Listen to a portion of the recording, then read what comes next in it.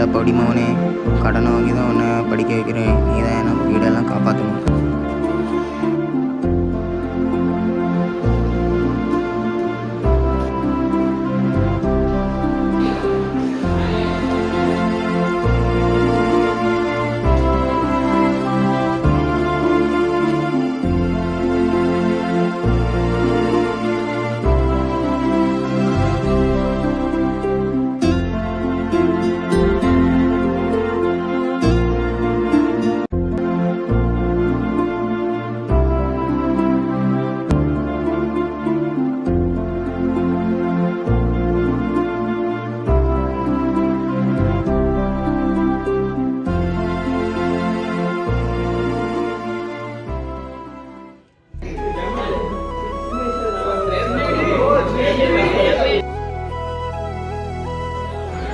Pange, put the song.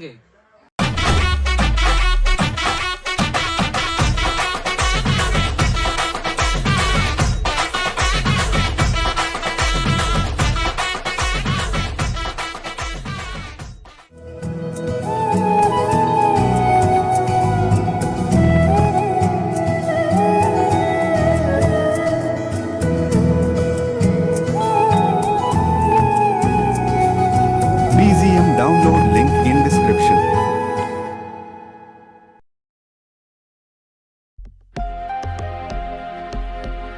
என்ன எல்லா டைமும் சண்டை போட்டுக்கிட்டே இருக்கேன். நானும் எத்தனை திருப்பி தான் பொறுத்து போகிறது. வேறு வேலை இல்லையா? இனி நீயே பஸ் வரைக்கும் பேச மாட்டேன், ஃபோனை வை.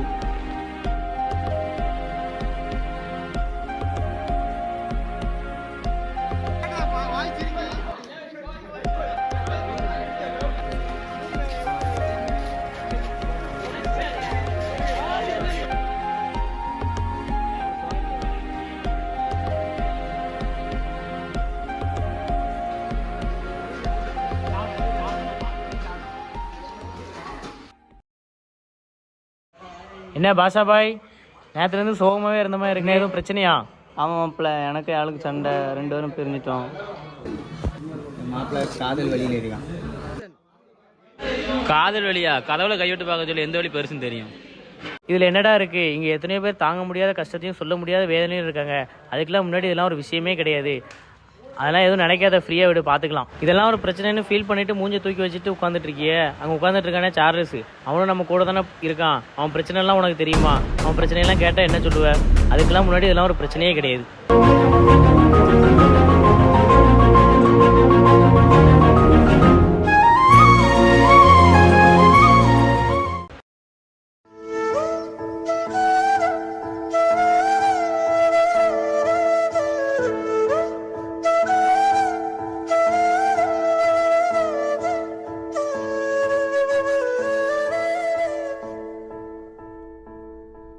அவனுக்கு ஊர் தென்காசி பக்கத்தில் ஒரு கிராமம்தான்.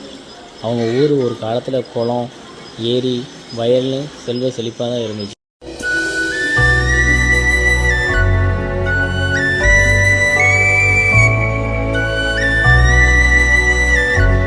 அவங்களும் ஊருக்குள்ளே 4 பேருக்கு வேலையெல்லாம் கொடுக்குற அளவுக்கு கௌரவமாக தான் இருந்தாங்க.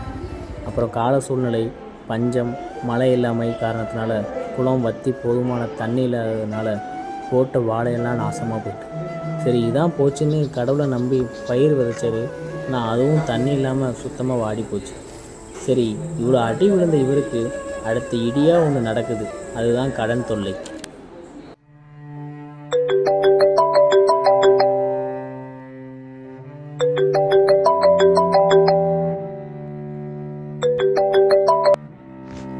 பேங்க்லேருந்து மேனேஜர் பேசுகிறேன்.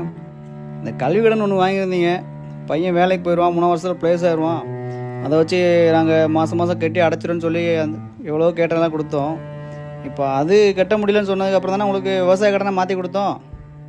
இப்போ விவசாய கடனா அது முங்குற அளவுக்கு கடன் ஏறிட்டே போயிருக்கு, வட்டியும் வந்துருச்சு. கொஞ்சம் பார்த்து சீக்கிரம் கட்ட பாருங்கள்.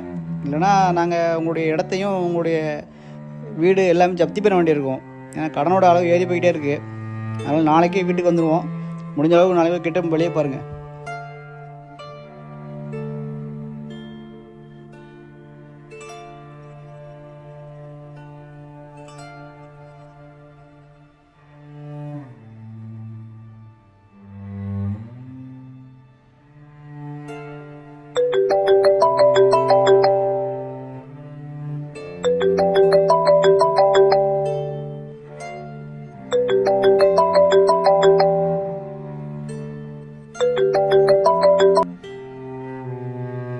இலே ஃபோன் அடித்தா ஃபோன் எடுக்க மாட்டீங்களோ?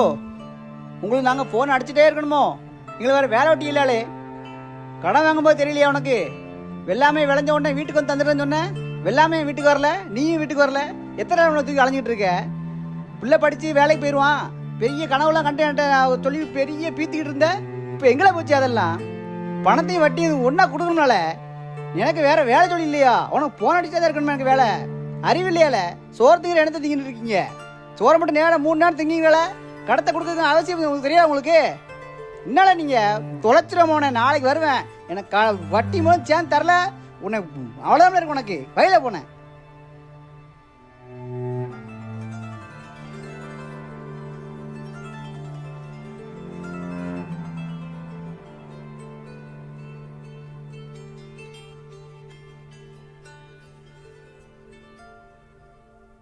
எந்த விவசாயம் காசு இல்லாமல் சாவலிங்க.